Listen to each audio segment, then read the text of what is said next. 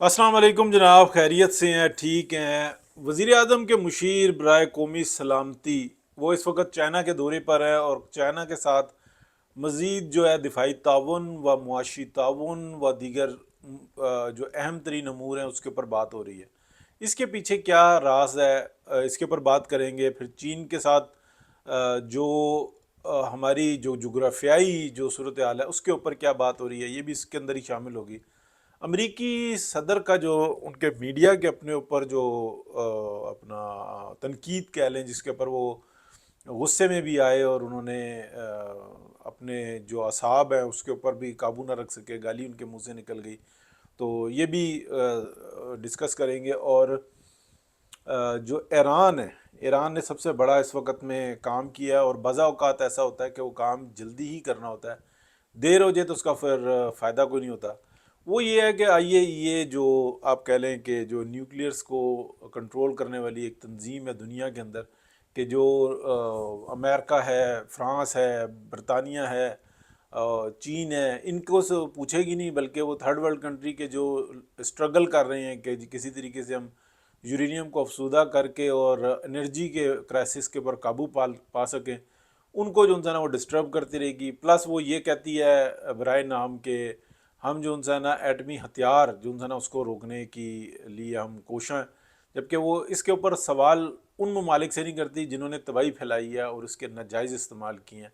तो उस तंजीम के बारे में करारदाद पेश करके करारदाद को मंजूर कर लिया ईरानी पार्लियामेंट में ईरान ने कि अब हम इसे ताउन नहीं करेंगे। मींस ये कि अब वो कभी इंस्पेक्शन के लिए आए हुए थे, कभी इंक्वायरी के लिए आए हुए थे, कभी मुआयने करते थे, और वो डायरेक्टली रिपोर्ट जो है ना वो ईरान के मुखालिफ जो कह लें कि जो तंजीमें उनको दिया करती थी और इन्जॉय किया करती थी।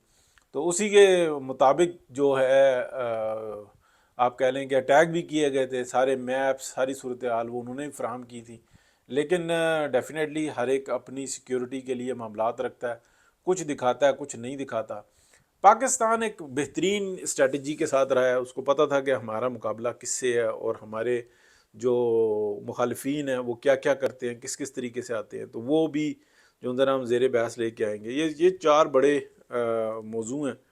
और शहबाज की परवाज़ आप कह लें पांचवा वो एक्सीलेंट जा रही है जी। आपको पता ही है कि मैं बहुत मुखालफत करता रहा हूँ, लेकिन इस वक्त में है तो फिर माना जाएगा। अब आ जाते हैं जनाब, सबसे पहला जो मौजू है, वज़ीर आज़म के मुशीर बराए कौमी सलामती general lieutenant general Asim Malik दौरा चीन के ऊपर हैं जी। और बहुत ज़बरदस्त इस वक्त में मामलात तय हो रहे हैं। सिर्फ ये दिफाई मामलात नहीं तय हो रहे, वो बहुत सारे ऐसे जो आप कह लें कि दिफा, कमर्शियल दिफा इसको भी कह सकते हैं, कि उसके अंदर भी जो है ना बहुत सारे मामला तय हो रहे हैं और ये हुकूमत की मर्ज़ी से हो रहे हैं।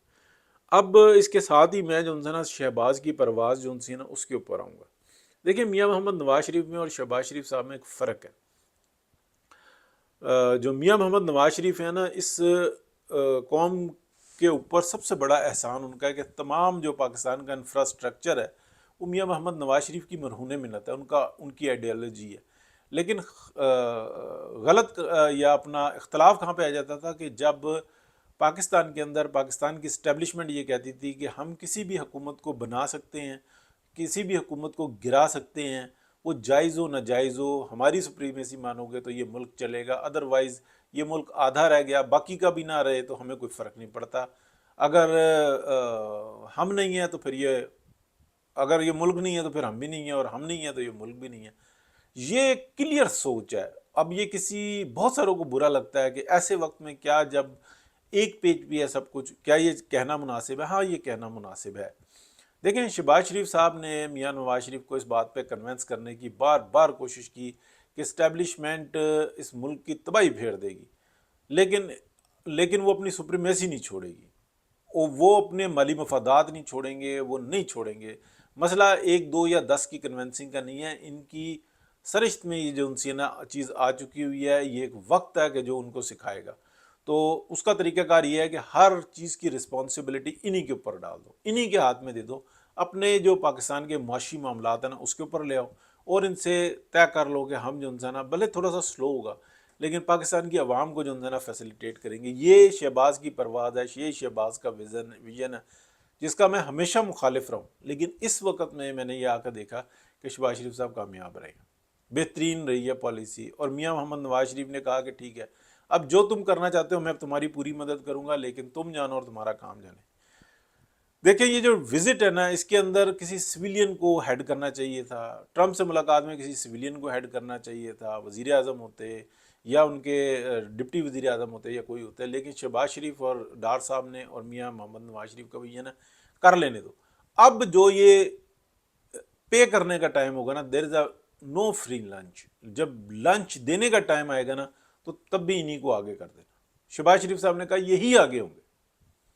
ٹھیک ہے, اب یہ دیکھ لیں کہ جو نا دوسری سائڈ پہ جب گئے ہیں تو وہاں پہ جس ٹائم میں بیلنس کرنا ہوگا نا تو دونوں جانب, یعنی کہ پیمنٹ کی جانب بھی پاکستان کی اسٹیبلشمنٹ آگے آ رہی ہے, اور یہ وہ راز ہے جو کہ میں آپ کے ساتھ شیئر کر رہا ہوں, لیکن بڑے سے بڑا صحافی دیکھ لیں وہ اس چیز کو سمجھ نہیں پا رہا, کیونکہ پیچھے جو انفارمیشن پاس ہو رہی ہوتی ہے نا اس کے اندر تھوڑا سا اگر آپ کی سورس ہے وہ آپ کو بتا رہی ہے یا آپ اس کو سمجھ رہے ہیں تو پھر یہ ان چیزوں کو سمجھیں گے تو بیسٹ ہے. ٹھیک ہے, کر کے دکھائیں. 10 دفعہ سویلینز نے کوشش کی ہے, تم نے ہمیشہ ٹانگیں کھینچی ہیں, آخر میں ہائیبریڈ پروگرام آ گیا, بھی ہائیبریڈ پرو میکس آ گیا, تو ٹھیک ہے چلا کے دکھائیں. اور جو سیاستدان ہے نا وہ بالکل مخلص ہو کے اس ملک کے لیے خدمت کر رہا ہے. لیکن میں نے ہمیشہ یہ بات کی, یہ آیا نا پروگرام, اس کے اندر اگر جو بھی وننگ ہوگی نا وہ پی ایم ایل این کے ذمہ آئے گی, اور جو بھی ناکامی ہوگی وہ اسٹیبلشمنٹ کے ذمہ آئے گی.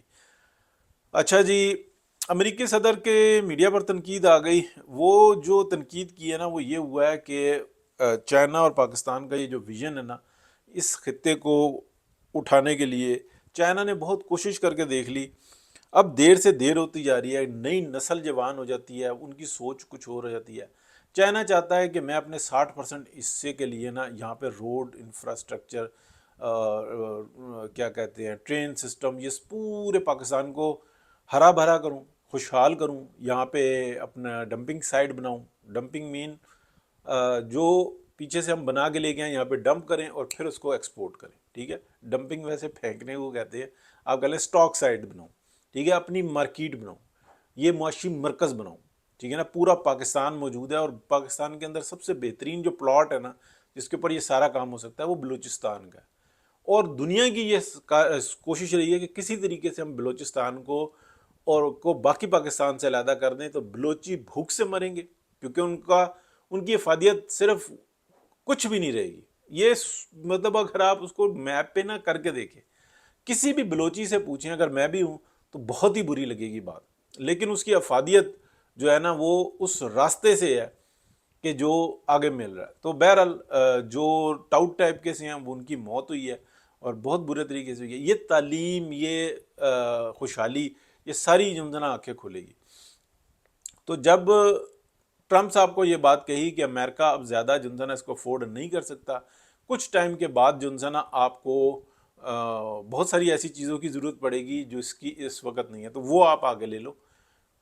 جو ارتھ منرلز ہیں, جو رچ منرلز ہیں, یعنی کہ ارتھ کے قیمتی جو ارضیاتی چیزیں آ جاتی ہیں, منرلز جو ہیں اور جو میٹلز ہیں, ان دونوں کے اوپر آ کے جو ہے نا یہاں پہ انویسٹمنٹ کرو, یہاں پہ موجود ہیں, نکل رہی ہیں, اور آپ کو سب سے زیادہ ضرورت ہے.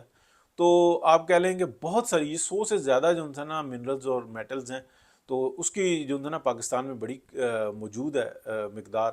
تو 1 to 2 ٹریلین ڈالر کی یہ ہے, تو نکالنا شروع کریں گے تو کئی سال جو ہے نا یعنی کہ ڈزنز آف ایئرس, کئی 150 سال 200 سال جو سامنے موجود ہے, وہ ایوری ایئر جو ہے نا 20 سے 30 اس سے بھی زیادہ جو ہے نا بلین ڈالر امریکہ یہاں سے بنائے گا, اور ایسی ہی رقم جو ہے نا وہ پاکستان کو ملے گی, اور ایسی اس سے بہت ہی بڑا فائدہ جو ہے نا وہ چائنا کا ہوگا, کیونکہ یہ پورا چینل آن ہو جائے گا. ٹھیک ہے, کیونکہ چائنا اپنا مال لے کے آئے گا, لیکن یہاں پہ امریکہ کا انٹرسٹ پیدا ہو جائے گا, مینز کہ سی پیک میں امریکہ شامل ہو جائے گا. تو امریکہ لانگ لیو, ہم بھی چاہتے ہیں کہ لانگ لیو ہو, اور جو اس نے خوشحالی اور ترقی حاصل کیا اس کے اوپر اس کی مزید معراج پہ جائے, لیکن وہ دوسروں کو بھی جو ہے نا جینے دیں. تو امریکہ میں بھی ایسی کوئی سوچ نہیں ہے, لیکن یہ زینسٹ جو ہے نا انہوں نے امریکن دماغ کو بھی قابو میں کیا ہوا ہے. تو ایسی صورتحال ہے. ٹھیک ہے. کوئی موضوع رہ گیا؟ ایرانی پارلیمنٹ IAEA سے تعاون کی بھی جو نہ تعاون کرنے کی منظوری دے دی ہے، اور بہترین ہے جی. انہوں نے ٹائملی جو تھا نا یہ اسٹیپ لے لیا ہے. اب بھی کم از کم جو نا آپ کہہ لیں کہ سال بھی جو نا جو ایران اس کا اسرائیل کا جو حال ہوا ہے نا، ایک سال میں صرف یہ اپنی جو چیزیں ہیں یہ ٹھیک کر پائے نا، یعنی کہ روڈیں بنا لیں، جو آفیسز ہیں وہ بنا لیے، چالو کر لیے، تو یہ بہت بڑی بات ہوگی، کمال ہوگا. جو بلڈنگز وغیرہ نا ان کو بنانے میں تو ایک عرصہ ہی لگے گا. آپ کو پتہ ہے مطلب 9/11 کے بعد جو ہے نا جو صورتحال ہوئی تھی، تو یہ جو فریڈم ٹاور ہے یہ کب بنا تھا جا کے؟